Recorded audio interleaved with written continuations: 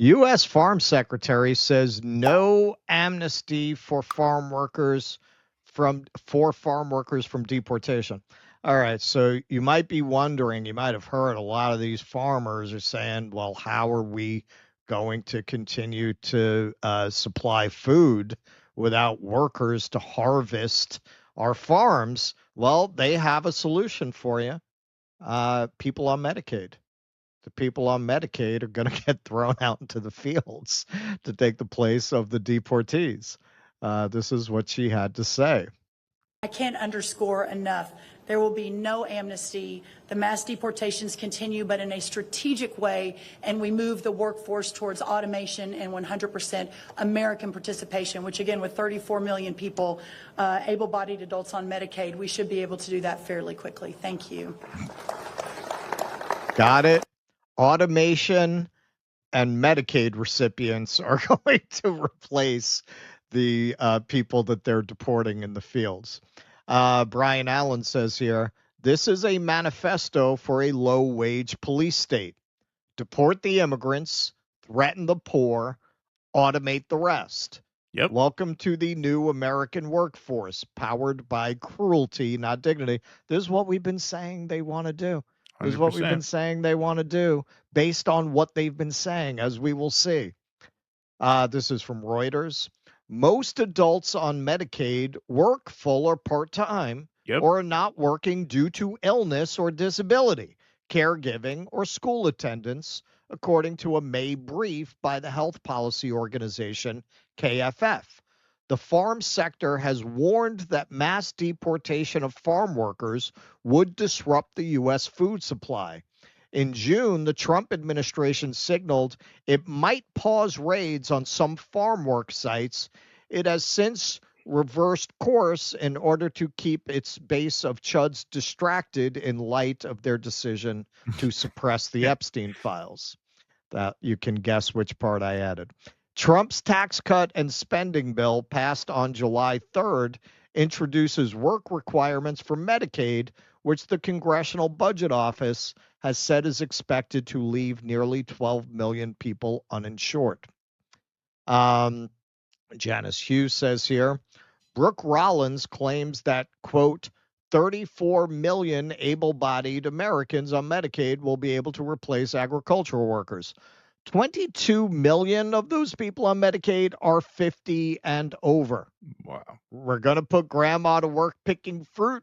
Got it.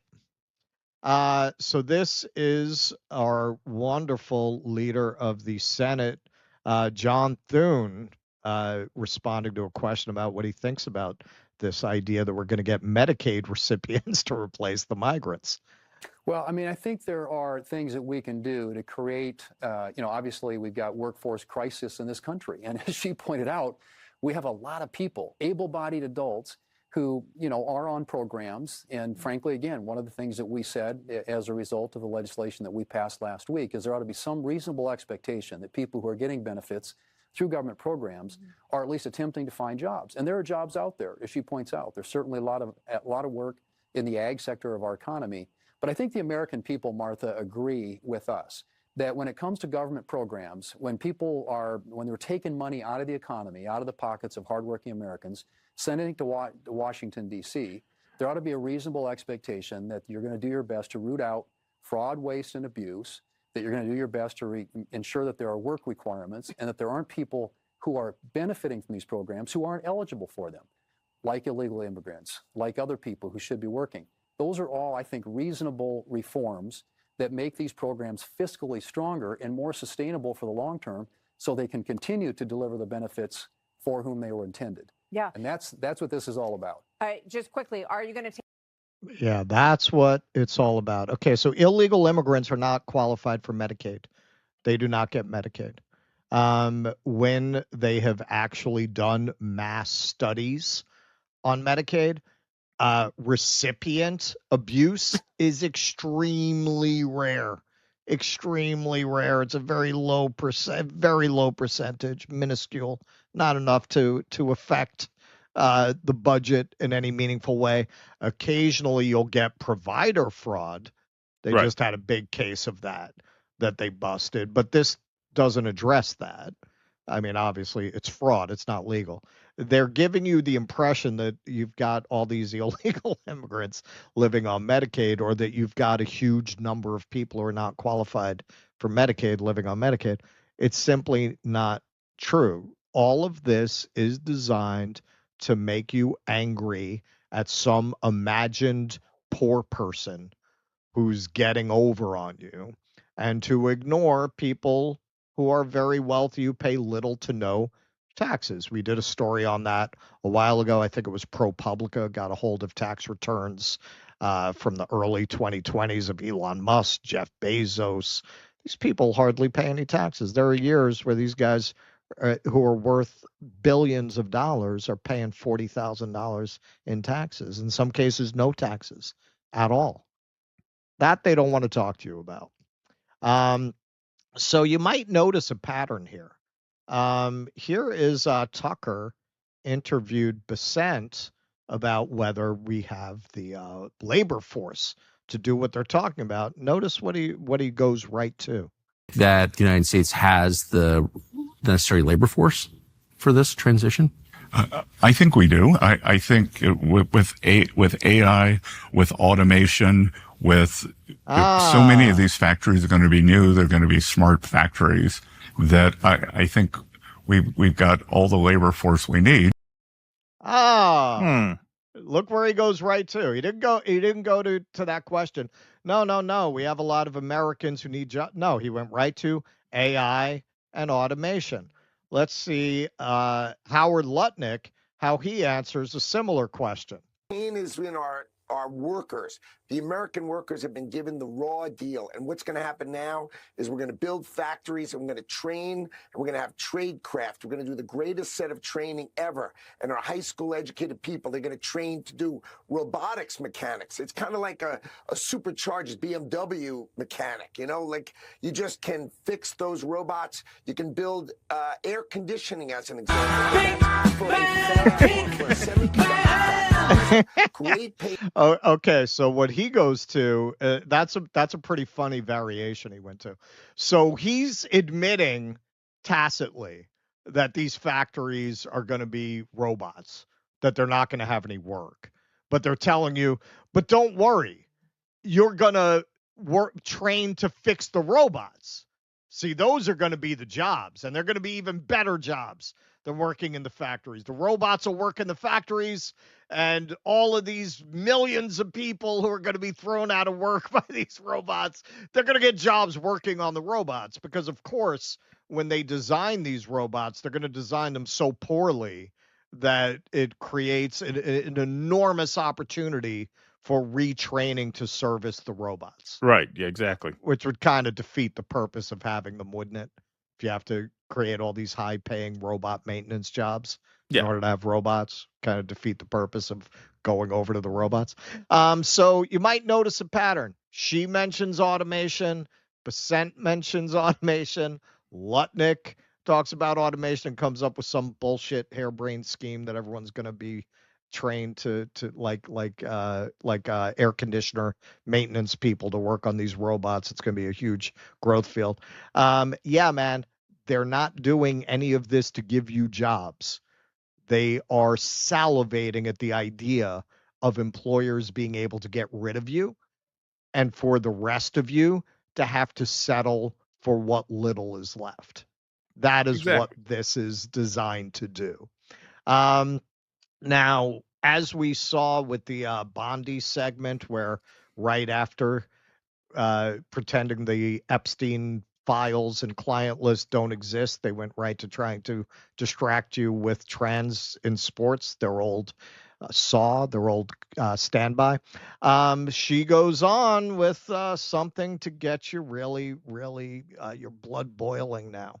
Of the 7 is securing and protecting American farmland ownership. actively engaging at every level of government to take swift legislative and executive action to ban the purchase of American farmland by Chinese nationals and other foreign adversaries. Standing on the shoulders of great governors, 3 of whom are standing behind me, who have already been leading the way on this issue, and at the federal government level, working to do everything within our ability, including presidential authorities, to claw back what has already been purchased by China and other foreign adversaries.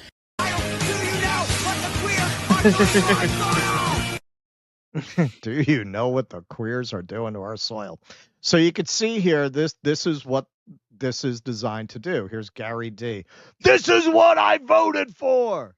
Really? So you feel this is a big problem. There's a big problem. Foreigners, particularly China, owning our farmland. Well, let's see. China's foreign ministry on Wednesday called the United States move discriminatory, generalizing national security and depriving organizations and citizens from certain countries of the right to purchase land and real estate. Quote, we urge the U.S. side to immediately stop politicizing economic, trade, and investment issues, ministry spokesperson Mao Ning said. Only about 3.4% of U.S. farmland is owned by foreign entities, and Canada owns the largest share, about 30%, according to the USDA. Got that? 3.4% total farmland is owned by foreigners, most of that Canada. And frankly, they're presenting this as a national security issue. If there's anything that foreigners could own that would not be a national security issue, it would be farmland that could easily be seized in the event of a war. It's by definition that land is here. Having supply chains overseas for vital materials, that's a legitimate national security issue. If they have farmland here, a conflict broke out, what's the first thing they would do? Send the troops and seize everything that foreign government owns in the United States, including the farmland. It is not coincidental that she really emphasized this. They had follow-up meetings. They had a big press conference about it, that they're trying to emphasize this, because what's really going to affect you? Them deporting a bunch of migrant workers and trying to throw Medicaid recipients into the fields, which obviously is not a workable scheme. So you wind up having this enormous crash in the food supply, leading to runaway inflation. Is that going to affect you? Or is China owning a tiny percentage of American farmland going to affect you? Obviously the former, which is why they want to distract you with the latter. Yeah, no, it's all just total fantasy. And what she opened with there about Medicaid workers going out and working in the fields, and then what Thun said there too, is just total fantasy. As the Reuters piece said, most people on Medicaid work. Right. Most people on Medicaid already have jobs. Right. Being on Medicaid doesn't mean you don't work. Being on Medicaid means that your job doesn't give you benefits and doesn't pay you enough to afford private health insurance, which of course is, just beyond reach for so many people.